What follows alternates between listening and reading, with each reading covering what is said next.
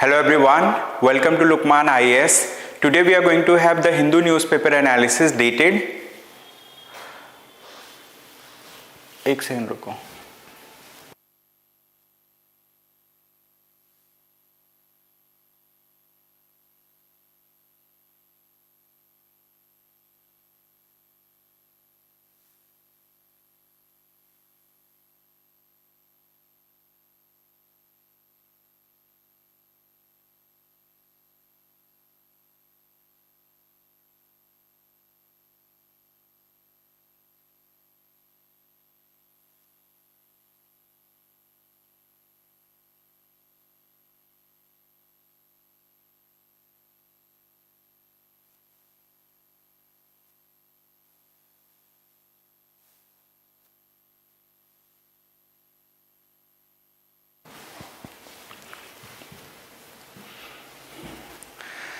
Hello everyone, welcome to Lukmaan IAS. Today we are going to have the Hindu newspaper analysis dated 5th of December 2023. In today's newspaper analysis, we are going to cover a mapping topic and we are going to cover the most important articles from the newspaper. So let us quickly see the list of articles that we are going to cover in today's newspaper analysis. So these are the list of articles that we have selected from today's newspaper. We are going to cover all of them today. So good afternoon Vijay Lal, thank you so much for joining. So this is the first mapping topic that we are going to discuss, that we are going to cover today. Okay, so name of the topic is Essequibo. Essequibo is name of a location. It is a name of a location. It's name of a place which is located in Guyana. So Guyana is a country. Guyana is a country which is located in South America. So it is located in the northern portion of South America. So we are going to see where is Essequibo located, what is the significance of this location, and like relative to South America, where is it located. Okay, so this topic has been in news today, right? In the editorial section there is an important article that says needless diversion, right? So that particular article is related to this, right? So we are going to discuss about this. Alright, so this is the name of the topic, which is Essequibo. So here we need to understand this particular factor, that Essequibo is this location. Here we see this particular location is Essequibo, and this location is located, right? It is located in Guyana. Where is Guyana located? It is located in the north portion of South America. So good afternoon Hari Krishna, thank you so much for joining. Alright, so this is located in South America. Essequibo is located in South America. So now this is part of a country which is Guyana. Okay, it is part of a country which is Guyana. This is the thing. And Guyana is the only country in South America where people speak English. Otherwise, in other countries in South America, people speak Spanish, right? They speak Spanish, right, in South America. But here in Guyana, right, in Guyana people speak English because like Guyana has been part of a British Empire. It has been part of, let's say, British Empire earlier, but later on it became an independent nation. So here people speak English, and here there is a region which is known as Essequibo. This Essequibo has been in news because like Essequibo is the most oil richest region, right, in South America. So when we talk about South America, in Essequibo over here, right, it is oil is found in, let's say, abundance, and because of this region, right, the entire Guyana has become so much let's say, like, resource rich. It has become rich in a very short period of time. And then nearby Essequibo there is a country, its name is Venezuela. Okay, Venezuela to the left of it. So Venezuela is there. So Venezuela basically wants to control the Essequibo region, and it cites historical reasons for it. And recently an election is happening, right, is about to happen in like Venezuela, where the outgoing president has conducted a referendum in this region in Essequibo to ask people whether they want to join Venezuela or they want to stay there in Guyana. Okay, so related to this particular region or this particular country is in news. All right, so in South America, this Guyana shares let's say it's maritime border with Atlantic Ocean, right? Here inside this Guyana there is a river also. This is known as Essequibo River, right? Essequibo River. So Essequibo River flows, let's say, like, across this particular country, right? It flows across this country. And apart from this, there are few other rivers also, right? One of the river that we already located is Essequibo. Then we have Barbis River. Then we have Demerara River. Okay, so these are some of the rivers that are located in, right, Guyana. And we are going to see the location of Guyana in South America. For that, we have included another map, right? So these are other maps. You can refer to any one of them. So relative to South America, where is Guyana located? Guyana is located here, to the north portion of South America. This is where we have the location of Guyana. Okay, here Guyana is located, and inside Guyana, somewhere here, we have Essequibo. Now, just to the west of Guyana, we have Venezuela. So Venezuelans want to add Essequibo in its territory, right? It wants to add Essequibo in its territory, and for that there are historical, let's say, reasons also. There have been a lot of tussles between these two regions, right? So Guyana was earlier a kind of territory that came under the United Kingdom, right? The British government. Right? So if we talk about South America, in South America there are 12 countries, and these 12 countries are, right, these 12 countries are sovereign countries in South America. Alright, they are sovereign countries. And apart from this, right, there is one region which is known as French Guyana. Okay, it is known as French Guyana. This is still controlled by France. This comes under France. So this is not a, French Guyana is not a independent, or it's not a sovereign nation. So apart from this, there are 12 sovereign nations. Who are they? We are going to discuss the name of these nations one by one. So let us start from the, let's say, like, from Brazil. Let's say Brazil is the largest country in South America. Number 1 is Brazil. Number 2, right? Number 2 over here is Suriname. Suriname is the second country over here. Number 3 is Guyana. Number 4 is Venezuela. Number 5 is Colombia. Number 6 is Ecuador. Number 7 is Peru. Number 8 is Bolivia. Number 9 Paraguay. Number 10 Chile. Number 11 Uruguay. And number 12 Argentina. So these are the 12 countries that are sovereign nations in South America. Okay, South America has been in news this year for many reasons. Okay, for many reasons South America was in news. So it is very important that you go through the South American map thoroughly, right? You understand about the political demarcation of boundaries between different countries, and you also understand about the physical, let's say, locations that are important in South America. Earlier also I have taken discussion, I have discussed about the Patagonia desert, right, which is located in Argentina and Chile. I have, let's say, discussed about Amazon rainforest.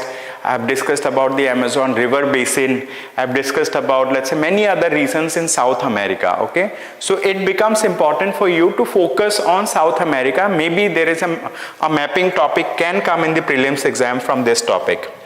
So with this, let us now move to the first article of the day. We are going to discuss about this article in detail. This article says a dark shadow on New Delhi's credibility. Right? We are going to discuss about this topic from the viewpoint of international relations, how India maintains its international relations with other countries, especially when it comes to covert operations. So we are going to discuss about some of the allegations that are being put, right, on India by some other countries at this point of time. So name of the topic, this is going to be the first editorial topic of the day.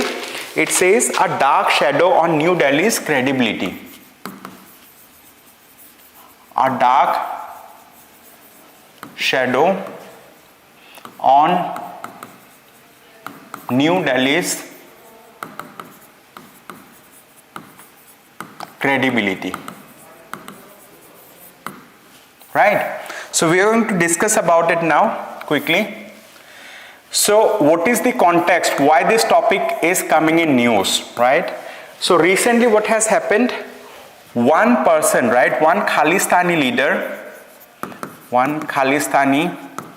leader or maybe a Khalistani person. So his name was Hardeep Singh Nijjar. I'm just writing Mr. Nijjar over here. So he has been killed, right? He has been killed where? In Canada. And the Canadian Prime Minister has put allegations on India that India has involvement, Indian officials has involvement in the killing of Mr. Nijjar on Canadian soil. Okay, so they have put allegations on it. However, the government of India completely denied any involvement in the killing of this particular person in Canada. Apart from this, what has happened? There was another Khalistani leader, right? So his name is some Pannu, right? So this person, I mean, like, is not killed, but the thing is, there was attempt to assassinate. There was attempt to assassinate this person, right? Attempt to assassinate this person where? In the United States of America. So from the United States of America, they have a department. It is known as Department of Justice. For our understanding, I'm just writing DOJ, right? DOJ, Department of Justice. So Department of Justice has recently released a report, right? Few pages report where they have alleged that in the attempt to assassinate this particular person, there was involvement, right, of an Indian national. So his name is Sam Patel. It is mentioned in this article itself, right? So they have said that there is some kind of involvement of this person. So that person has been arrested. His name is Nikhil Gupta. Okay, his name is Nikhil Gupta, I think. Nikhil Gupta. So this person has been arrested, and apart from this, there is alleged involvement of a hitman. Hitman means a person who was about to, let's say, assassinate this person. So he is from some US department. Apart from this, in this report, they have mentioned that there is a involvement of a high-level official from India. So these reports, I mean, is not, let's say, they are not backed by full evidence. So that's why as of now the government of India has denied any of its involvement in the killing of any person outside India. So India does not want to showcase itself as a hard power, right, when it comes to doing some covert operation to eliminate, right, people from other countries, means those people who seem to have some threat on Indian sovereignty or Indian jurisdiction, right? So the thing is, recently the Ministry of External Affairs, okay, MEA, and especially the Foreign Minister of India, Mr. S. Jaishankar, has completely denied any involvement of any, let's say, Indian official in any kind of covert operation which is conducted outside India. Okay, so they have totally denied. But we also need to understand that recently what has happened, right? India and USA, right? India and USA has had a 2+2 dialogue. Okay, so India and USA had a 2+2 dialogue. So what do we mean by 2+2? Means two persons from India and two persons from USA met with one another. And these two persons are ministers from India. One of the minister is defense minister, other minister is minister of external affairs, or we can say foreign minister. Similarly, from USA there were two minister level person. So one was defense secretary, other was, let's say, secretary of state. Secretary of state is similar to the foreign minister of USA. So they have together discussed, right, not related to this issue, but recently there have been a meeting between them. And apart from this, the Deputy National Security Advisor of USA recently visited India. He discussed with the Deputy National Security Advisor of India. He had interacted with the Foreign Minister of India. He had interacted with National Security Advisor of India also, right? So far the government of India has denied any involvement in any covert operation outside India for killing any of the person, let's say, who are put on, let's say, some of the restricted list in India. So we maintain National Security Act, we have UAPA, Unlawful Activities Prevention Act. So a person who seems to have involved in any terror activities, who are plotting against India, so these people are put on those lists. It's a regular affair of the government of India. But the thing is, killing people outside India, is not something that Government of India does. This is what the Ministry of External Affairs has clarified recently. But here we need to understand that the countries like USA or Israel, they are means like there are credible reports of these countries having themselves involved, right, in some kind of covert operation outside their own jurisdiction. For example, if I talk about Mossad, what?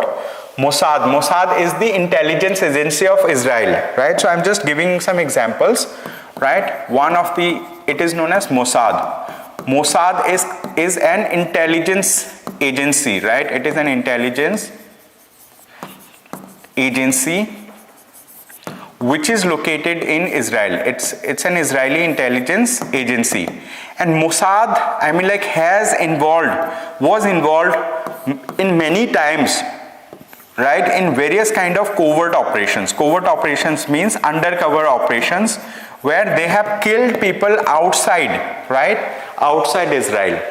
And it is not about Mossad itself. It is, let's say, it's also related to like United States of America. USA also have similar organizations, right? They have, let's say, like intelligence agency, Federal Bureau of Investigation. So they have FBI, they have other intelligence agencies. So there are credible reports that they themselves have involved, right? They were involved in killing or assassinating people outside USA. For those people, like they have involved in assassinating those people who seem to have taken a stand against the government of USA. So that has been the case. And in this article, they are referring to one kind of alliance. This alliance is known as Five Eyes Alliance. What? Five Eyes Alliance. What is this Five Eyes Alliance? Five Eyes Alliance is an intelligence grouping of 5 countries in the world, right? So they share intelligence inputs with one another. They share any kind of threat that their friendly nations may be facing, right, because of some let's say because of some activities that are unwanted. For example, like who are the members of the Five Eyes Alliance? One of the member of Five Eyes Alliance is Canada. The other member is United States of America. The third member is, I think, Australia, right? I'm going to name the member countries of Five Eyes Alliance. So Australia, Canada, New Zealand and UK. Okay, so over here the fourth member is New Zealand,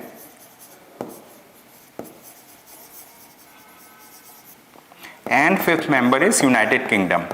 So these are the 5 member countries of the Five Eyes Alliance. Why Five Eyes Alliance is important? Because the first time when allegation was put against India by Canadian Prime Minister, right, in their parliament, so he has referred to the Five Eyes Alliance, that, like, they have got credible information from one of their intelligence agencies. Okay, so the first time when, like, Canadian Prime Minister put allegations on India, so that time they referred to it, and now this Five Eyes Alliance is in news time and again because of these activities. Now whenever government of India, let's say, like, over here, we need to understand 2 possibilities. What? We need to understand about 2 possibilities. What are those 2 possibilities? The first possibility is, let's say, here we are talking about India's involvement, right? The possibilities related to India's involvement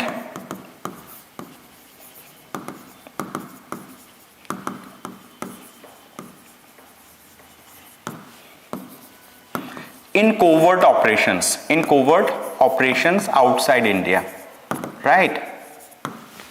Now here there are 2 things at stake. Number 1 is we need to talk about soft power versus hard power. Soft power versus hard power. Now we need to understand how it is going to be related with soft power versus hard power. Means is there any possibility that government of India is involved in some kind of covert operation for killing those people who are wanted in India, outside India? For that, like, the official position of government of India is that government of India, the present government does not involve itself in killing like persons outside India, right? It does not involve itself in killing persons outside India. Why? Because India is a credible country. India is a credible country. Since India is a credible country, so we believe in international law. Okay, we believe in international law, and we will follow the norms that are mentioned under international law, and we are going to persuade those countries wherever, let's say, some persons from India who are alleged to have done some terror activities, if they have fled to some other country, we will pursue with that country, right, under international norms, under international law, so that we can cooperate with them and we can get those persons extradited from their soil to India, so that in India those people can be tried in Indian courts and they can be given punishment if, let's say, this is proved in a court of law. So this is soft power stand of the government of India. But what are the allegations? Now, hard power that I am talking about, it is related to allegations. Allegations means something which is unproved as of now. So these countries like Canada and USA, they have put allegations on India, and the allegations that they have put, that, like, according to the allegation, that India is involved, right? India is involved, right, in covert operations, right? India is involved in covert operations. If India is involved in covert operations, it means like government of India also, although like it says that it is a soft power, but maybe like it is interested in eliminating people, right, like who are, let's say, who have fled from India to other countries, and like through covert operation they are killing those persons. So it, let's say, makes India a hard power in that sense. But the official position of government of India is that like we are not involved in any kind of those activities. Like India pursues soft power. We try to sort the issues diplomatically. We try to cooperate with other countries. We have signed extradition treaties with many countries like USA, Canada, or UK, right? We do have extradition treaties when like according to which if a person has fled from India, went outside, so we persuade that government, we cooperate with their law enforcement agencies to get those persons extradited from their jurisdiction to India, so that in Indian courts there can be fair trial, and after trial, if court of law holds them to be guilty, they will be sent behind the bars. So that's the stand of the government of India. And here in this article, the author has also referred to, right, the author has referred to what? The 2008 Mumbai terror attack. Okay, 2008 Mumbai terror attack. So what has happened in 2008 Mumbai terror attack? Basically, that there will be a terror attack, like the government of India and our intelligence agencies has received, let's say, intelligence information, and they have received the intelligence input, right? They have received intelligence input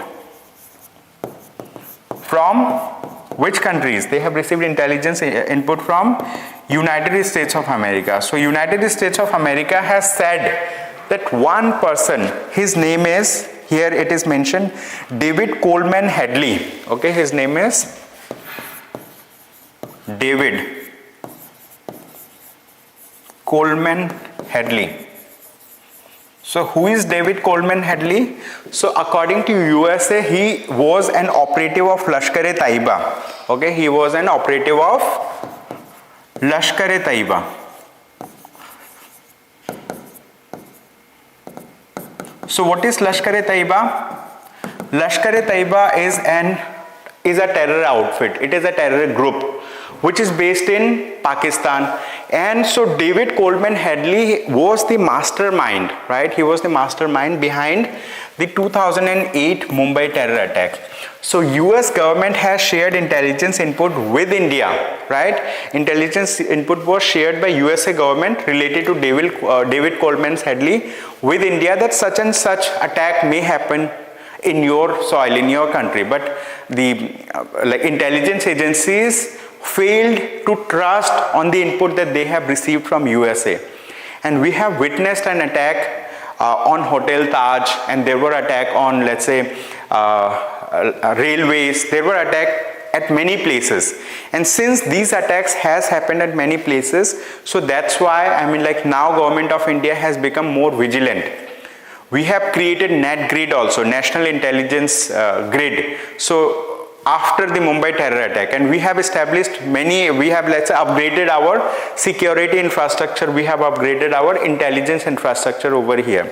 So the thing is, the intelligence input that government of India has neglected earlier, so because of which government of India has paid huge price.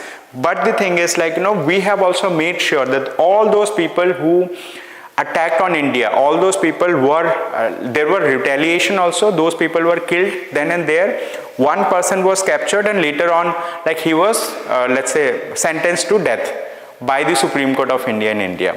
So here what we need to understand, that this soft power versus hard power thing is going to have an impact on our neighbors also, the countries that are located in neighboring regions. So it's going to have impact on our neighbors also. That's the thing. So it is important for us to understand that, government of India is a credible, let's say, India is a credible nation. It does not have a history of involving itself in covert operation. But these countries that are putting allegations on India, like USA, they themselves have those track records of involving themselves into these kind of attacks. So the thing is, here in this article, the author finally says that the lasting impact of the episode of American indictment against an Indian national will lie in the image India wishes to project to the world. Okay, this is the thing. So this is all in this article. So with this, let us now quickly move to, let us now quickly move to another article. This article is related to the mapping topic that we discussed in the beginning today. Okay, so we discussed about a mapping topic, and that is known as, so that particular region that we discussed, it is located in Guyana. As we discussed, that Guyana is a South American country. Okay, so in Guyana there is a region which is known as Essequibo. Right, it is known as Essequibo. So let us quickly refer to the map again. So this is Guyana, right? And if we talk about the physical features of Guyana, so this is where Essequibo is located. And this Essequibo is known for its oil richness. Means here there is a possibility, there already exists huge amount of oil reserves. And by extracting oil from this region, Guyana has become a rich nation. And since Guyana has become a rich nation, it has attracted, Venezuela also. Now Venezuelan country, Venezuela is a South American country, as we discussed. Venezuela is located to the west of Guyana. So this country is going through an economic turmoil. They have very high level of inflation. Their economy is not stable, It is not stable because they have balance of payment crisis as well. There have been times long back in 2016 when Venezuela was facing the highest amount of, financial crisis. Their currency has devalued so much that people were bringing these much money to just purchase a bread, packet of bread. So the thing is, their currency has devalued so much at that point of time. Now what is happening in Venezuela, the president who is ruling in Venezuela at this point of time, he has a leftist ideology. And so before, let's say, Venezuela is going to have an election very soon in the coming few months, and before that they have conducted a referendum. And in that referendum, they have asked the people of Essequibo in this particular region whether they want to join Venezuela or not. Okay. So that referendum means, like, in this article they have referred to that particular referendum also. That why they have conducted that referendum, because, like, long back in 1966, Venezuela and the UK entered into a temporary Geneva agreement on the border. Guyana was a British colony at that time, to maintain the status quo while seeking to find a practical, peaceful and satisfactory solution for all. Okay. And since then, what has happened, Venezuela has always, let's say, like, put its assertion that, like, this Essequibo region, this particular region belongs to Venezuela. But the thing is, this region is a part of Guyana, and Guyana was itself being ruled by UK. But as of now, Guyana has become an independent nation, and Guyana does not want to cede a territory that is, let's say, a kind of laying golden egg for itself. So Essequibo is a region from where they, let's say, extract huge amount of oil. So it is very much important for Guyana also. So at this point of time, what is happening? Tension is happening between Venezuela and Guyana. And for the outgoing Venezuelan president, like, since, like, inside their economy things are not working well, so the thing is, it is a good topic for the outgoing president to divert the attention of the voters to an issue which is outside their jurisdiction. Okay, so this is the thing. In this article they have said that Venezuela should not escalate territorial disputes with Guyana. So this article says that it should not escalate the territorial disputes with Guyana. Okay, this is the thing. So I hope you have understood about this topic. It's a kind of geopolitical issue. Now with this we came to another article. We already discussed some portion of this article, right? So it says India, USA can work through differences constructively. So the thing is, between government of India, right, India and USA. India and USA are very good partners to one another. Why they are very good partners? Let's say we have military ties with USA. What are military ties? We conduct exercise Youth Abhyas with the USA, which is a military operation that we joint military exercise that we conduct. We conduct Operation Tiger Triumph with the USA. That's also a, let's say, like, tri-service exercise between India and USA. Tri-service means from India, the Indian Air Force, the Indian Navy, Indian Army, all of them participate. From USA, their counterparts participate. And apart from this, we do have another exercise also. That's like, where the special protection group, like, from India, we have NSG Commando, so and from USA, they have their special forces, so they do joint operations. So when we talk about India and USA, we do have defense level ties. Apart from this, you might have heard about like BECA, GSMOIA, you might have heard about COMCASA. So there are foundational agreements that USA has signed with India, and India is a good ally or friendly nation with USA. But recently what has happened, one of the department, which is known as Department of Justice, has published a report, and in that report they have accused the Indian government officials are being involved into plotting an assassination plot against a person who is situated in USA. That person is a non-resident Indian, means like he has some ties with India, but he is not Indian as of now.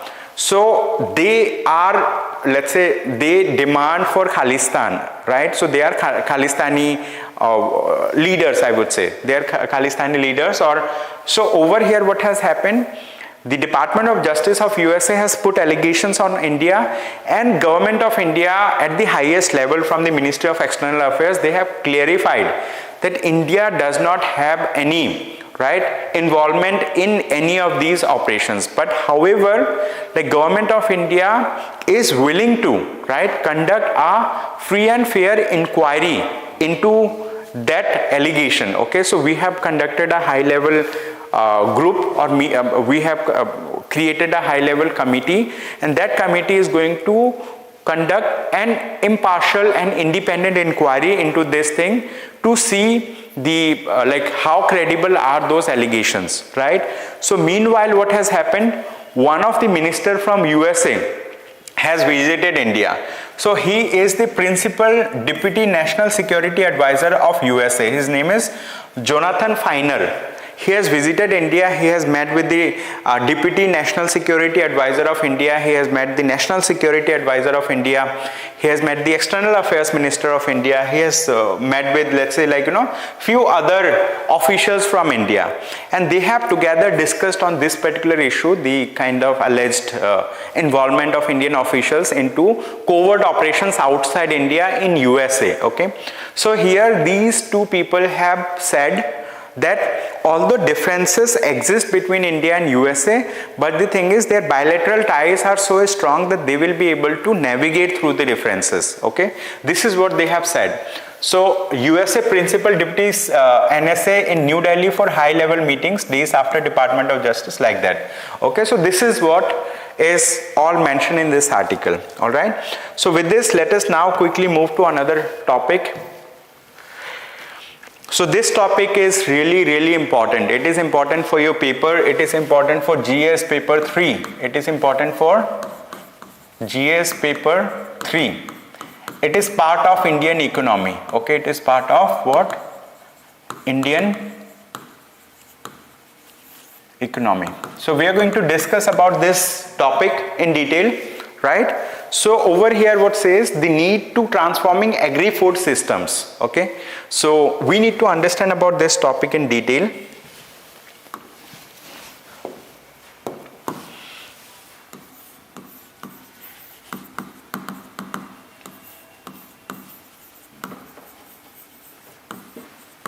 The need to transforming Indian agri-food systems. Okay.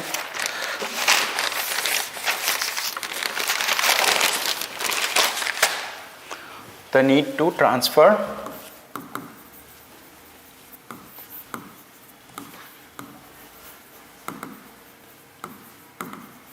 Indian agri-food system.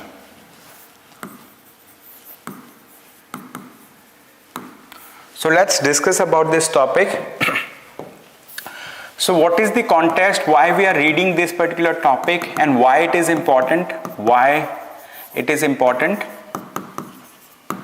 right? We are going to discuss about it.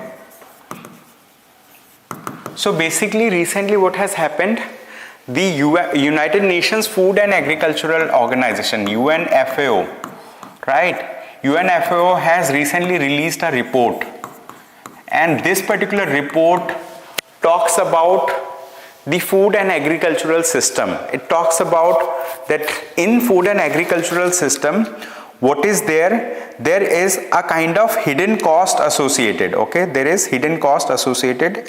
So they have mentioned in this report, they have mentioned that hidden costs are associated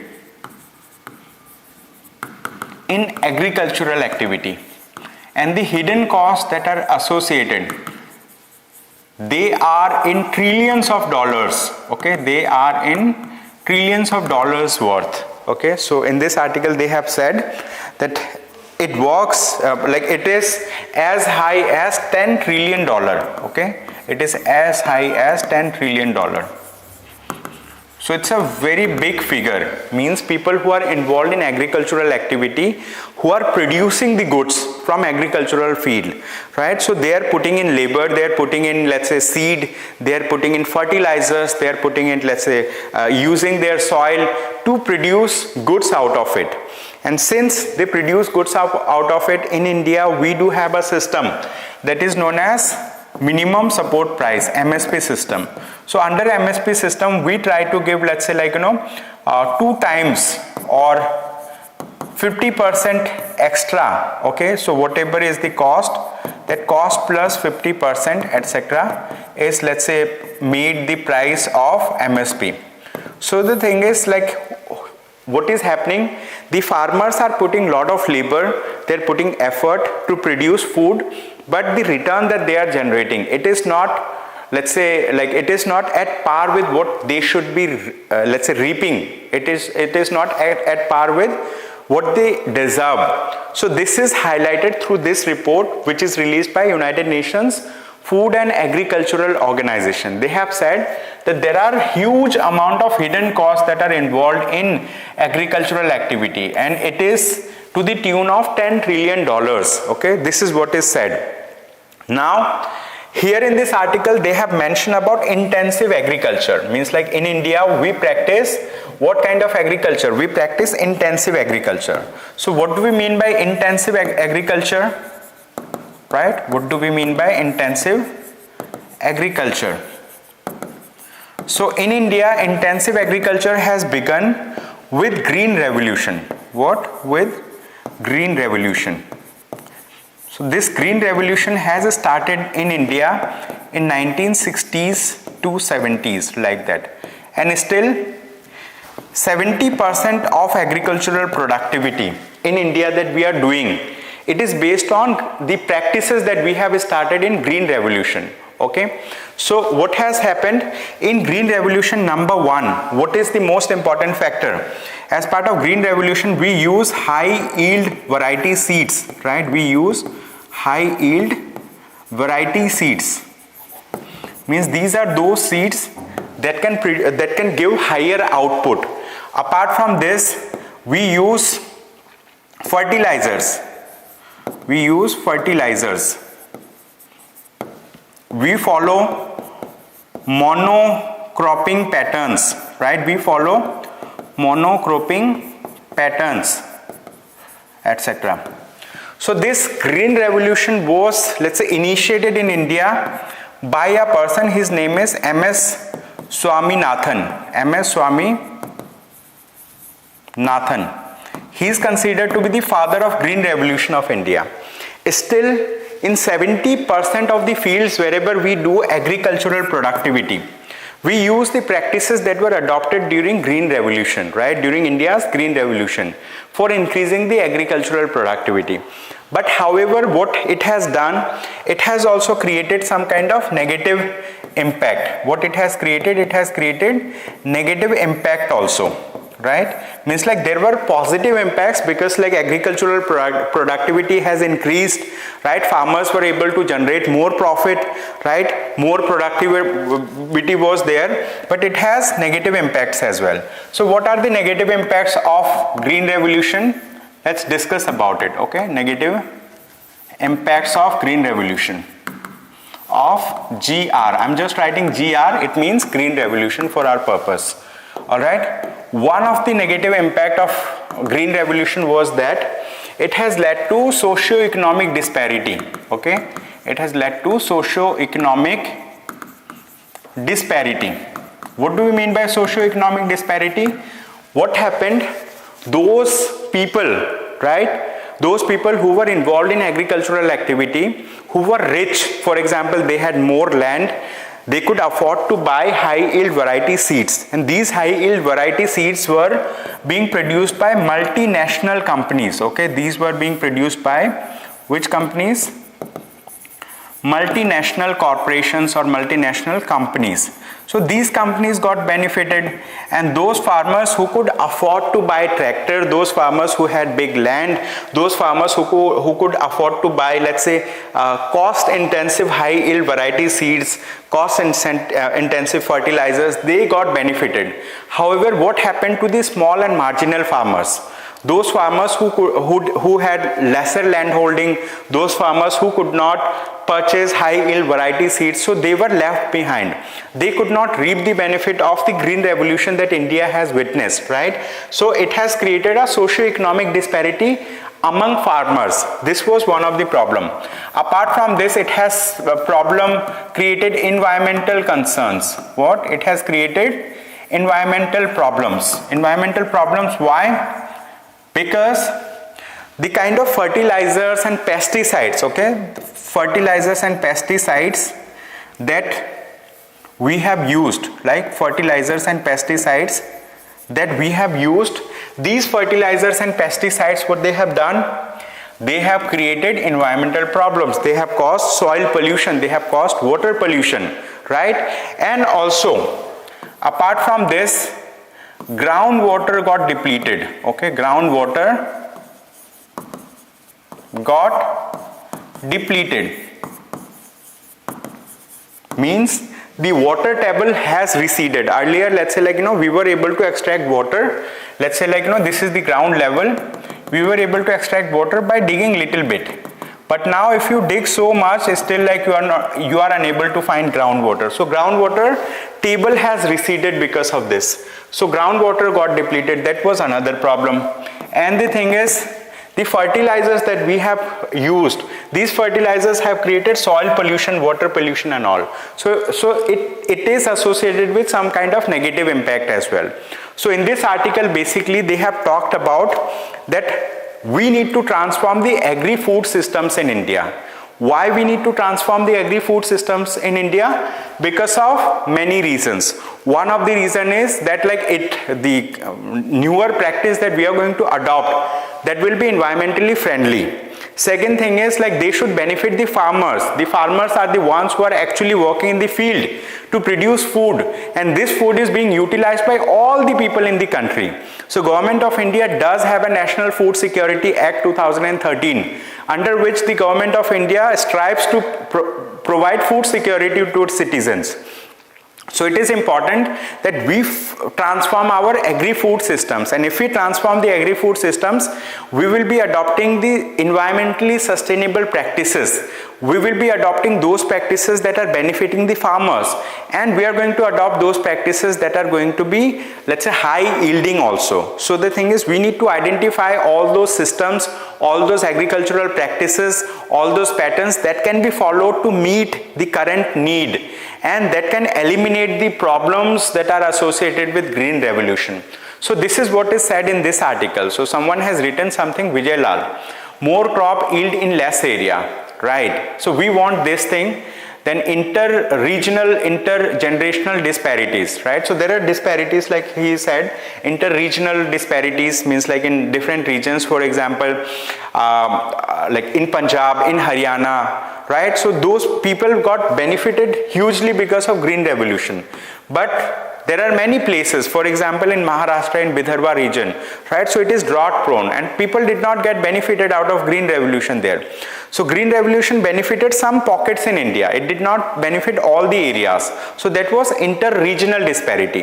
Intergenerational disparity is associated with those farmers who were rich enough, their kids inherited the field, and they have a lifestyle which is rich.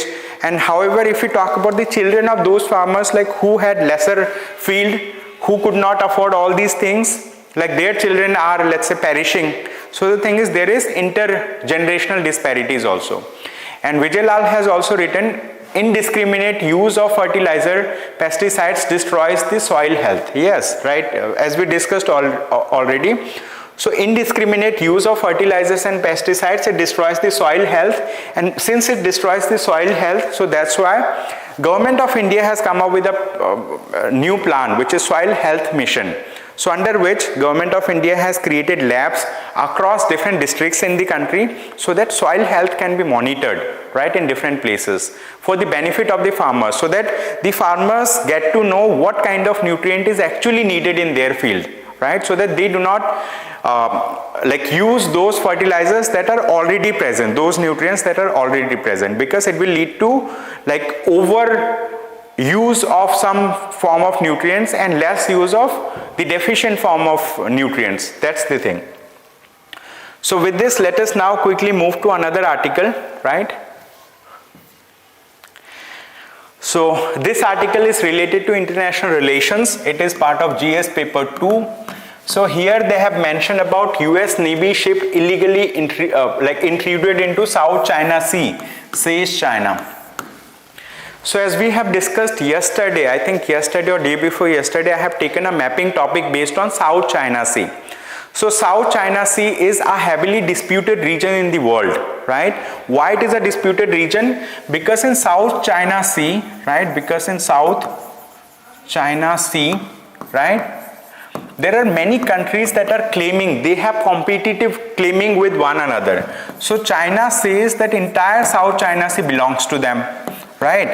And they have created 9 dashed line also, right? They have created 9 dashed line. They have, let's say, created artificial islands to assert sovereignty.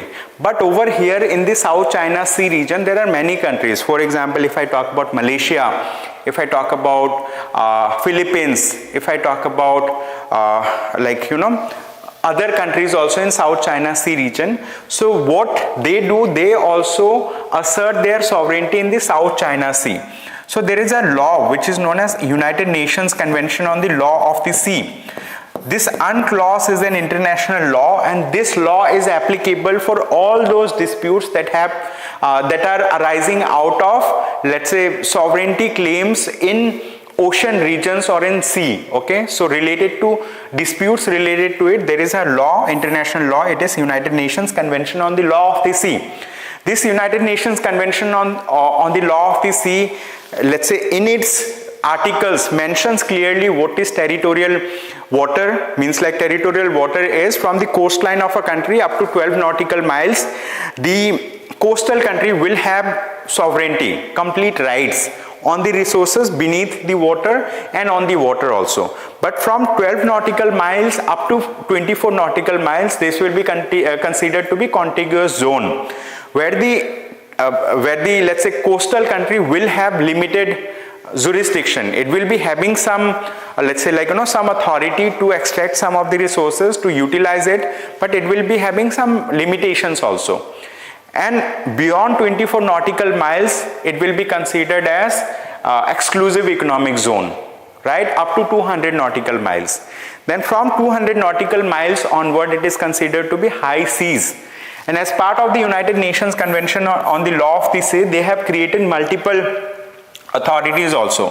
One of the authorities known as International Seabed Authority. Okay, it is in short ISA, International Seabed Authority. This International Seabed Authority actually looks into the matters related to seabed, means like beneath the ocean floor, right? So whatever polymetallic nodules are there, whatever minerals are available, so how those minerals can be exploited, right? So those rules are set up by the International Seabed Authority. And Government of India has also a mission. It is known as Deep Sea Mission or Deep Ocean Mission. This Deep Ocean Mission is being looked after by the Ministry of Earth Sciences. As part of this mission, we want to send a capsule that will carry, I think, human beings also to the deep sea, right? It is going to extract polymetallic nodules. It's going to bring it back, and we are going to do research on it. And later on, we will see how we can extract or how we can exploit the polymetallic nodules or the minerals that are found in the deep sea, right? So this is the thing. So this article actually is talking about the dispute that is there in the South China Sea. So China says that some US Navy ships have gone to the South China Sea region, right, which China feels threatened about it. Okay, so the Chinese military said that an American naval ship, USS Gabrielle Giffords, okay, this is the name of the US naval ship, illegally intruded on Monday into the waters near the second Thomas Shoal. Okay, this shoal name is important, second Thomas Shoal, the site of territorial dispute between China and Philippines in the South China Sea. Okay, so this particular region, second Thomas Shoal, it's a site of territorial dispute between China and Philippines in the South China Sea region. Okay, today I have not included a map of South China Sea. However, I have discussed in our previous newspaper analysis discussions about it. So with this, let us now move to another topic. This topic is related to economy. Okay, it is related to Indian economy. This is an important topic. It says corporate bond market to more than double by 2030. So here, corporate bond market, basically, like, we have the secondary market in India, primary market, secondary market. So you might have heard about Bombay Stock Exchange, National Stock Exchange. So these are the places from where people purchase bonds, they purchase, let's say, equities, they purchase shares of different countries, they do trade in, let's say, index funds and all. So here, basically, there is an agency which is known as CRISIL. CRISIL is a rating agency. What? It is a rating agency. So this credit rating agency, okay, rating agency, its name is CRISIL. So it has recently notified that the corporate bond market, means like the selling and buying of bonds, right, in the let's say secondary market, it is going to witness a surge, means like there will be increase in the number of transactions, there will be increase in the overall volume of transactions and the amount of transaction related to corporate bond. So it is expected to gather pace in the coming years, and its overall size is likely to be more than double to over 100 lakh crore by March 2030, right? This is an estimate that was made by the credit rating agency. It is known as CRISIL. So in this article, let's say like, they have mentioned about what the director of CRISIL talks about it. So basically what is the director simply said that corporate bond market is expected to witness surge. Why? Because when we talk about bonds, right, bonds related to corporate bonds, the investors, the people who purchase those bonds, they are going to get premium, they are going to get regular premium, or they are going to get the bonds at a discounted price. So like, there is a likelihood that these people who invest in bonds, they are going to generate profit out of it. Means like mostly they generate profit, they are not part of any kind of speculative losses related to it. So like people purchase bonds to beat the inflation, okay, to beat the inflation and to maintain their value of their currency and to see some appreciation in the value, right, by investing in bonds, okay. This is the thing. So capex, infrastructure sector and financialization of savings, key drivers of growth, okay. These are the let's say some of the insights that were shared by CRISIL, which is a rating agency, okay. It is a credit rating agency. This is the thing. I mean, like, lot of things are connected with it. If we go deeper, so it will be, let's say, lengthy discussion. So this is for those people like who understand little bit economy. So that's all from my side for the day. Thank you so much everyone for attending today's session. I hope you have a good day ahead. Thank you.